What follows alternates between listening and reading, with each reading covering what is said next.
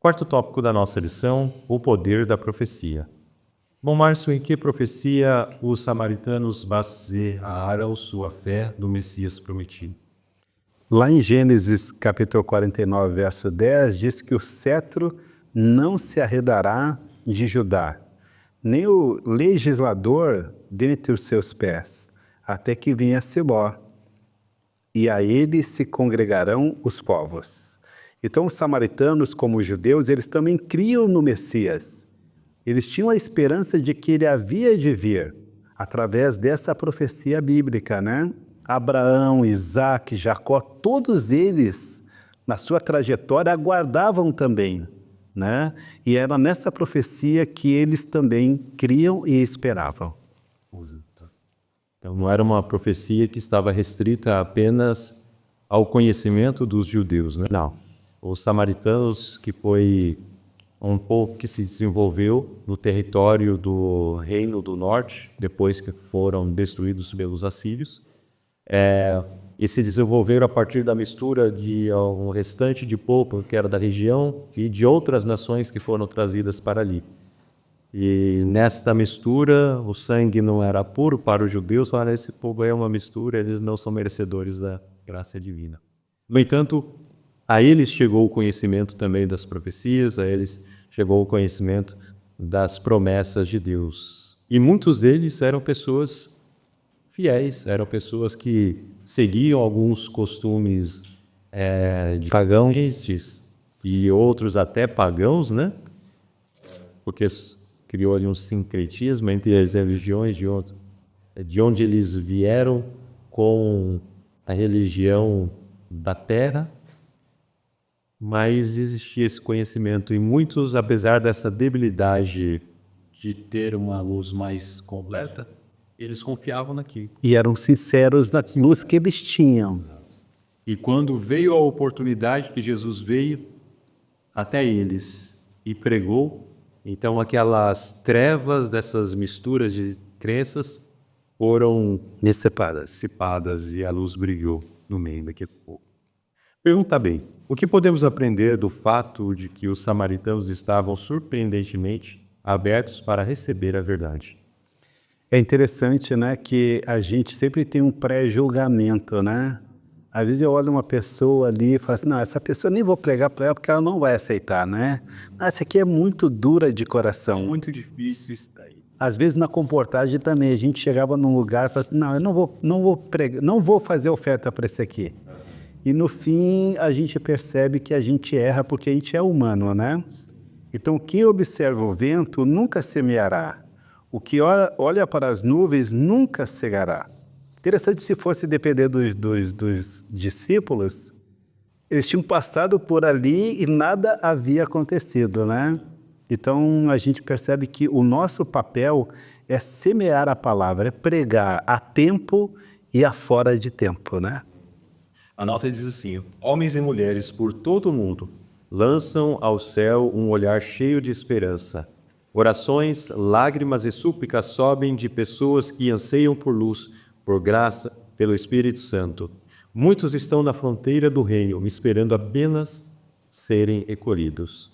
Estão ali ansiosos, desejosos, buscando, mas quem vai alcançá-los? Deus os guia, Deus conduz os nossos passos. Mas tem sido meu apelo muito incisivo nesses últimos meses, na lição e em pregações, de que Deus nos conduz às pessoas certas, mas muitas vezes ao abrir a nossa boca para falar, para testemunhar, nós, ao invés de apresentarmos a água da vida, nós começamos a discutir sobre a corda, sobre o balde, sobre o poço, que se era de Jacó, se não era, e ficamos presos aos problemas, às discussões que a sociedade tem. Às vezes, nisso, nós nos envolvemos com discussões sobre política e começamos a defender pessoas, políticos. Nós nos envolvemos com conversas relacionadas a questões, a teorias, enfim, deste mundo e nos prendemos a isso. Ao passo que nós não somos convidados a fazer isso, nós somos convidados a pedir água e depois falar da água da vida, logo em seguida, verdade. E nós, às vezes, só queremos discutir água e só queremos saciar a nossa sede de... uma sede da curiosidade, a sede de desfrutar também das coisas desse mundo. Não vamos por esse caminho, mas vamos seguir o exemplo de Cristo, aproveitando oportunidades, porque de repente pode ser a única oportunidade de uma pessoa de ouvir você falando sobre Jesus. Aí você não fala, aí eu não falo. E o que acontecerá na sequência?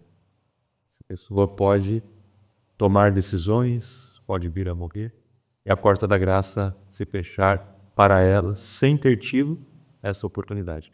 Temos até um hino de fala, né? Como que pessoas desta condição dizendo, não me falaram de Cristo, não me falaram de Cristo. E muitas vezes não ouviu de Cristo porque eu que tinha esse conteúdo, esse conhecimento, não testemunhei. Isso pesará sobre nós. Por isso vem aqui, de certa forma, nos alertando para a necessidade de sermos mais ativos na obra de compartilhar o Evangelho às pessoas. Pergunta C. Irmão Márcio, no que as pessoas se tornam quando realmente recebem Cristo e cite exemplos? No Caminho a Cristo diz que todo aquele que nasce no reino de Cristo, de fato, ele nasce como um missionário, né? Aqui nós temos exemplo de 2 homens, né? Um é o endemoniado, né? Como ele era antes de conhecer a Cristo, diz que quando ele foi ao encontro de Cristo, os discípulos correram, porque a aparência dele não era boa, né? A trajetória dele não era boa. Mas depois que houve uma transformação, ele sentiu o desejo no coração dele de seguir a Jesus. A gratidão dele era enorme, mas foi vedado a ele e foi dada uma missão para ele como missionário. Ir para os seus parentes, para a sua cidade e lá testemunhar, contar do que Jesus fez na vida dele. E nós temos o outro exemplo aqui do surdo, né? Do mudo, em que Jesus destravou a língua dele, né? E agora ele não podia mais ficar calado, né? Jesus falou para ele assim, não conte nada para ninguém. Mas como que a pessoa vai ficar calada? Então, testemunhou. É impossível uma pessoa ter um encontro com Cristo e não ser missionário. Aquilo que ele experimentou, ele quer compartilhar também com os seus, né? Especialmente com os seus. Exato.